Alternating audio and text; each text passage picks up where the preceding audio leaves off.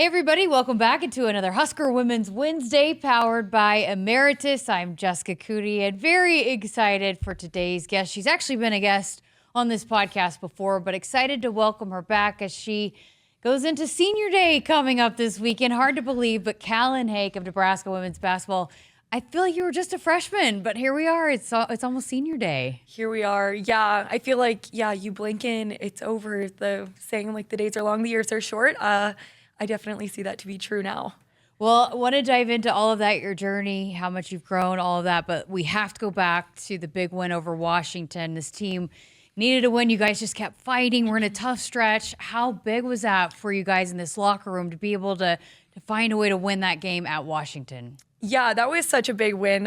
Tough road trip, and we knew that was going to be two competitive games. And so to get kind of knocked in that first one and not come out with the win, we thought we played really good basketball, though. And so just being able to kind of erase that quickly and just kind of use that frustration and anger out on Washington. And it was just a great win. And unfortunately, they kind of spoiled our senior night last year. And so we kind of wanted to be the spoilers this year. And I was happy that we were able to do that. We were joking before we started recording about Britt and her shot. And you said you knew it was going in, that you've seen her make that time and time again in practice. Yeah, absolutely. Yeah, I had the utmost confidence like that was going in, whether she was going to the basket or hitting her snap back behind the three. And so, yeah, just the confidence like she plays with in practice. And then when the lights are on, I have just utmost respect for her and just belief that that's going to go in every single time.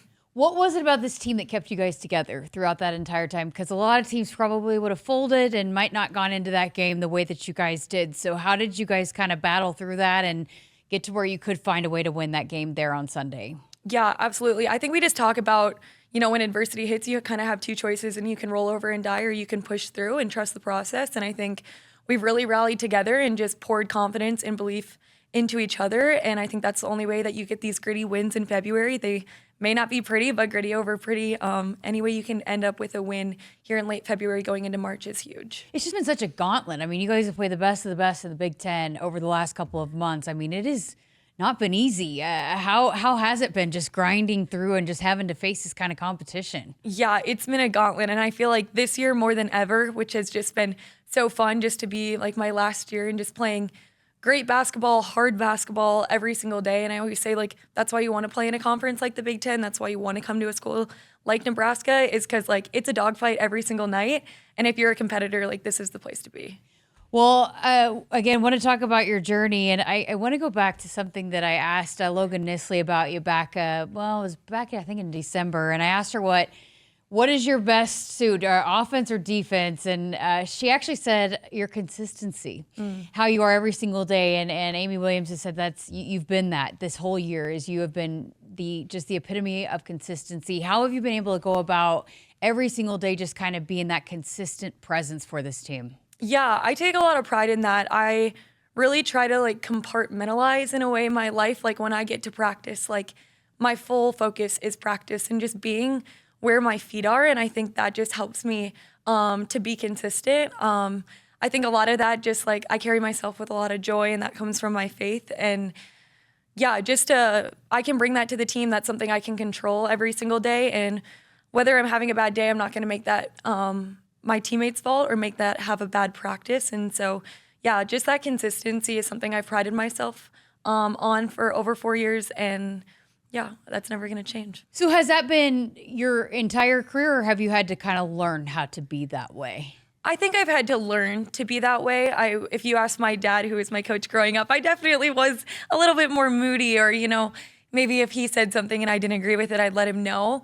But I think just learning to be consistent and just bringing that every single day, like consistency builds trust. And like, I want my teammates to trust me. I want my coaches to trust me. I want my peers to trust me. And so I think consistency is just a great way to build that trust. So Amy was telling us about at the end of your freshman season, you guys had your end of season meetings, and you guys talked about your assist to turnover ratio and how much that needed to improve and how much it has over the last 3 years. What do you remember about that conversation and how you were able to attack that and get to where you are now, to where again, going back to that consistency, that has been such an area that has improved so drastically from your freshman year? Yeah, I remember my freshman year, I was not pleased with the numbers that I was looking at after that season. And I also love to set like measurable goals. And that was one area where I could look at a number and be like, I want this to change. And I could look at that every single game, every single year, and look back and just see that grow and grow. And so that's been fun for me, whether that's being more dominantly on the point or off the ball. That's kind of changed throughout my career too. And so whatever it takes for this team to win, I was always going to do it. And so that's been a fun goal, just to see that steady growth throughout my 4 years here at Nebraska. How has that improved for you? I mean, how do you go about improving in that area where you are kind of eliminating the turnovers and growing the assist numbers? I would say I really took pride in just my approach and preparation in every game, whether that was watching practice back. I remember my sophomore year, Jazz Shelley and I kind of had point guard class with Coach Keller, and just spending a lot of time in the film room, whether that was watching like older players like Sam Hybe play the point or just our Jazz and I play the point, and just being able to learn in the film room. I think I was really able to like slow down the game then, especially like that sophomore year. I saw a big jump there. And then just junior and senior year, taking that same approach, and then who could I take under my wing? And that's just it's been such a joy to see that, like, just assist to turnover. I always say, like, I have so much fun, like, seeing someone score a bucket, because it's just, how can you not be excited when your teammates are succeeding? Because at the end of the day, that means you're succeeding too. Absolutely. Well, also, Coach Williams said you're probably going to leave here as the leading charge taker in this program, which has also been something we've seen you do. Matt Coatney on the Huskers Radio Network talks about it every single game, I feel like. But we've talked about this before, but how has that become a part, such a big part of your game and what you provide for this team? Yeah, absolutely. I pride myself on my defense, because I know when my defense goes, my offense goes along with it. The charge, I don't really know how the charges started. I've never been afraid of contact, I can tell you that. But I think I just always knew that could kind of be like my superpower. I wasn't going to be a shot blocker. I wasn't going to be the most physical or the most athletic. But I could outsmart you with that preparation and kind of knowing your tendencies. And I think it's a great way of building trust. If your teammate gets beat and you can be there to take a charge for them, and then they're the first person to help you up, that's great. I think my body feels it a little bit more now on this 4th year, though. I was going to say, it probably takes away a little bit of the pain when you know that it's such a momentum giver for your team, right? 100%. And when you have 4 girls that are just running to you to help you up, and you have your whole bench celebrating, your coaches are excited for you, it is worth it every single time. I always say a charge in the women's game is kind of the equivalent to a dunk in a men's game, of like, it's such a momentum play. It's kind of a dagger sometimes. And so, yeah, I'll take it every single day. Has that also been something where it's been the preparation and just kind of knowing the game and understanding when to be where and getting your feet set? Is that just when you talk about being good at something like that, how does one get there, I guess? Yeah, I think a lot of it is like in my film preparation, or just maybe understanding. I think a lot of them sometimes come off of like ball screen coverages. And so understanding like what the offensive tendency is going to be and where I can be there. We always talk about like helping to make a play, and whether that's with a charge, a strip, a block, whatever that may be. And so, yeah, I think a lot of it's preparation, but also being like proactive, not reactive, and just being where you need to be when you need to be there. In terms of your leadership and what you've been able to do really the last couple of years, how has that grown for you, and who maybe have you looked to maybe model some of your leadership qualities after, to be able to be the kind of leader that this team has needed you to be? Yeah, I think my leadership's really just adapted and grown throughout my 4 years here. I think where I've really grown is understanding that you may need to lead 2 different people 2 different ways. I think my freshman self would have said like one hat fits all, and maybe tried to lead 14 girls the same way. And now as a senior, I've really understood that's not how it works. That's not leadership. And as a team of 14 girls, everyone kind of needs to be led differently and ticks differently. And so just learning, I think when you can build a relationship that goes beyond the surface, you can have a lot more buy-in and lead people a lot better. When you talk about someone I model my leadership after, I don't know if there's a single person, but being a part of this Clifton Strengths Institute here on campus in the College of Business, we talk a lot about like what's right with people, what is like, instead of focusing on the weaknesses, and like what are you good at, and like let's just maximize on those. And we've even carried that over into our basketball team, and I think that's really cool when you have a team and a group of coaches where you sit together and look like no one has the same top 5 strengths. And so just understanding how each person is so different and just leaning into that and helping lead by those strengths, I think has really helped me. Yeah, that's great. Great stuff. How do you feel like you've grown the most? Let's start with just as a player, from when you stepped on campus as a freshman to where you are going into senior day here this Saturday. Yeah, I would say basketball-wise, like the defensive end of the game, I think that was something in my end of the year freshman meeting where I was like, I need to get better. I need to be a better on-ball defender. I need to be where I need to be when my teammates need me to be there on the defensive end. And I've had so much fun working on defense. I love that end of the ball, and I think I've seen the most growth there. We already talked about the assist to turnover ratio, but I would say that was another big area of growth as well. How about as a person? Where are you the most different from when you walked in as a freshman to where you are now? That's a great question.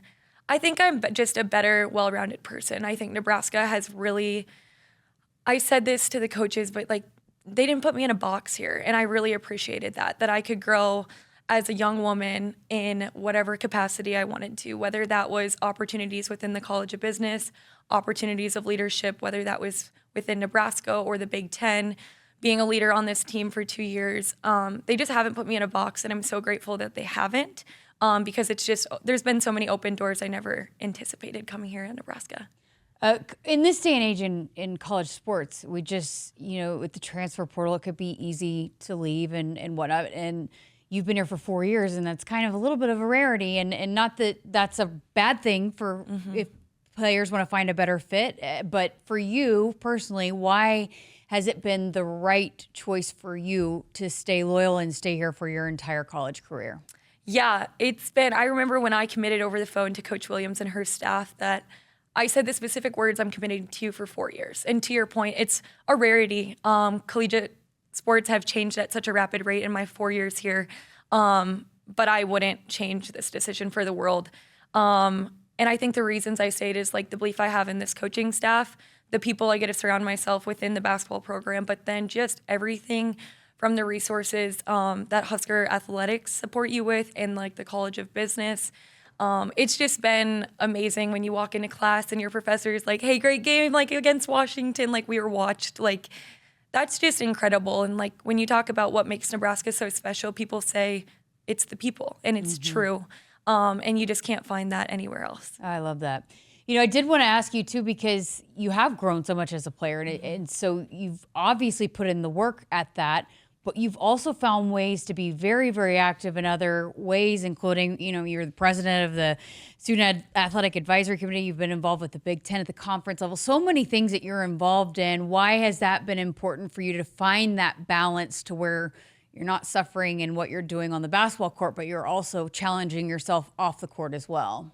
Yeah, I think the reason I've just tried to get involved with I love people. Like, I love to hear their story. I love to hear their why.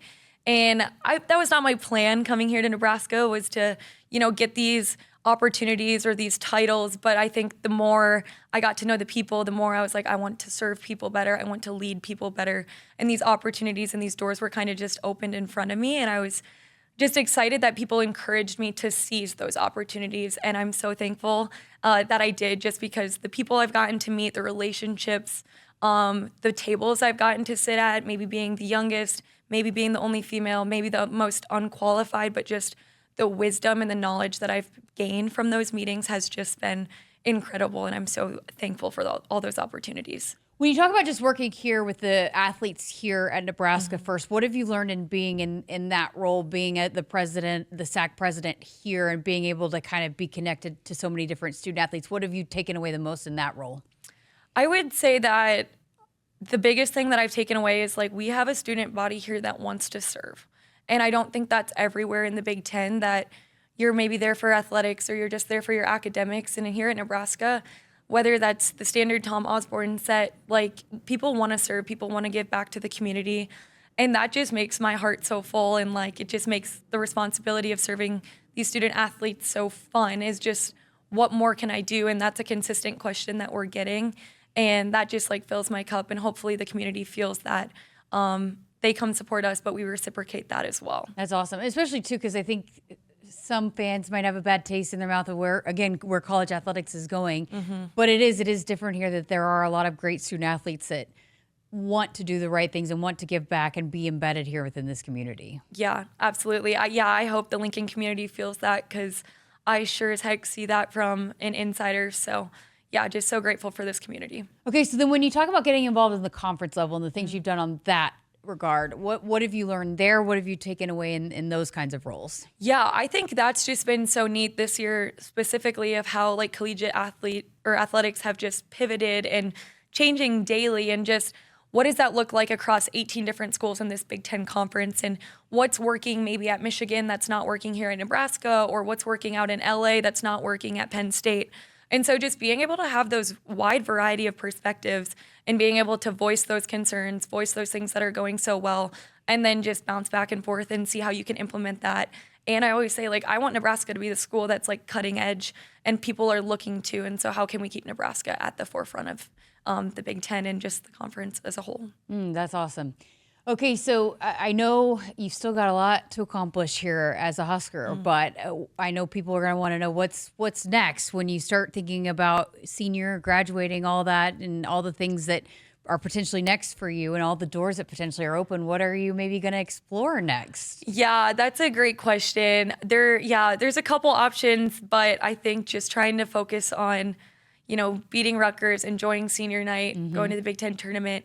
And then when that season's over in April, of just kind of having a clear headspace for what's next. So just trying to stay exactly where my feet are right now. I was going to say that exact thing, because I think it can be, probably as a senior and all these things start coming up, it probably is a little challenging to just be in the moment as you're starting to think about all these different things. But it's really important just, hey, let me just take it one day at a time and just enjoy where I am at, right? Yeah, absolutely. I think my parents have been a great help. I think there's some phone calls where I'm like, I'm going to make my decision, like what I'm going to do next. And my dad's like, no, Callin, like just be exactly where you are. And like that time's going to come. There's going to be a day when it's like, this is exactly what I'm supposed to do next. And so, yeah, that day definitely hasn't come, but I'm just soaking up every single day I get to wear the Husker uniform. That's for sure. Speaking of your folks, they've been just about everywhere, right? Your family's been huge Husker supporters here over the last 4 years. I've seen them everywhere. They've been pretty important to your journey here over the last 4 years as well. Yeah, no, it's been incredible. I think they've only missed 2 games in my whole career. Wow. One of them being because they were catching a flight to go see the next game. And then one of them was being, my brother was a senior at North Dakota State playing baseball. So I'll give them some slack there. But yeah, no, it's been just such an answered prayer to be able to live out this dream of mine, but then their dream for their daughter. And I think just to share that with them, and then nothing beats just being able to hug your parents after a game, whether the outcome was great or maybe it wasn't. I wouldn't be here without them. So to be able to just share this with them has been like more than I ever could have dreamed of. So when you think about that phone call, when you're going through your recruiting process and then you make this decision, was it everything that you hoped it could have been and more? Or where was it? Where does it stack up to what you hoped and where it is? And what I hoped for, I got so much more. Like, it's been incredible. I always say, like, I don't think little Callin knew exactly what she was getting into, but it was more than she could have ever dreamed for, prayed for, imagined. Yeah, I would make this decision 100 times over. I love that. How about Husker Nation? How important have they been to you here over the last 4 years? Oh, Husker Nation has been incredible. I remember my first visit, College Game Day was here, and I was like, wow, like the Sea of Red is real. Husker Nation is incredible. And I just knew, like, I remember leaving that visit being like, this is where I wanted to come. And then a little while later, I made that phone call. But I just think the best thing about Husker Nation is, like, I haven't got to know all of them. That would be my dream. But the ones that I have put a name to the face, it's like I've gotten to learn their story. I've gotten to learn why are they like this generational like season ticket holder, like because their parents came and their daughter played, and just learning a little bit about their stories and then being able to say, hi, so-and-so has been just so important for me, because they're like our home away from home. Like, they're the parents that maybe we don't get to see every single day, and the mom hugs that we wish we had every day, but they provide them for us. And so they've just been incredible, and I can't thank them enough. Great stuff. Okay, before we let you go, let's talk about a big win coming up on Saturday, because hey, we got a ball game to win too. Not just celebrating the end of your career, but Rutgers. And again, you have this week, it's the bye week for this team. What does this team need to accomplish here throughout this week leading into the final home game here against Rutgers before you even celebrate senior day? Yeah, no, I think it's just such a great opportunity after that road trip out west just to kind of get our bodies back. But then we'll have a little bit of time just to focus on us and just neaten some things up for that game on Saturday and then going into that Big Ten tournament. So yeah, I think just locking down on our defensive end, offensive and defensive rebounding will be huge. And then just preparing for Rutgers will be awesome, an awesome opportunity. I know this is a program, it's one game at a time. I know you guys stay locked in on that, but you've now been a part of several teams that have gone into the Big Ten tournament and have made some fun runs. Yeah. So when you talk about finding your best kind of level here at the end of the season, what goes into that for a group? And I got to imagine a big win that you just came off of has got to help. But what goes into maybe finding some momentum here at the end of the season? Yeah, absolutely. Getting that big win definitely helps. I think we're finally kind of playing Husker basketball again here at the end of February and going into March, which is just such a big momentum boost. I just think we're kind of in one game seasons now. We're going to finish out our regular season on Saturday, and then from there it's one game seasons. And so just focusing on that next opponent, making sure we're so prepared, we're knowing and playing our personnel, those little things are so important. And they add up to be such big things. And then just recovering your body well as we're going to play hopefully quite a few games back to back to back. You got the tissues all ready for Saturday? Yeah, no. I told my parents, I'm going to be a puddle, and that's okay. I think everybody's going to be a puddle when your video plays, but thank you so much. Congratulations on a great career, and I know it's not the end. We got several more games to see you in a Husker uniform, but did want to celebrate you as we lead up to senior day, and again, celebrating you on Saturday and the rest of the senior class. But thank you so much for everything you've done, and it's been just such a pleasure getting to know you and your family, and have fun on senior day, and again, many more to come here over the next few weeks. Yeah, thanks, Coody. Callin Hake here with us on our Husker Women's Wednesday. Emeritus is proud to power this podcast and all of Husker women's sports. Thanks for listening and watching.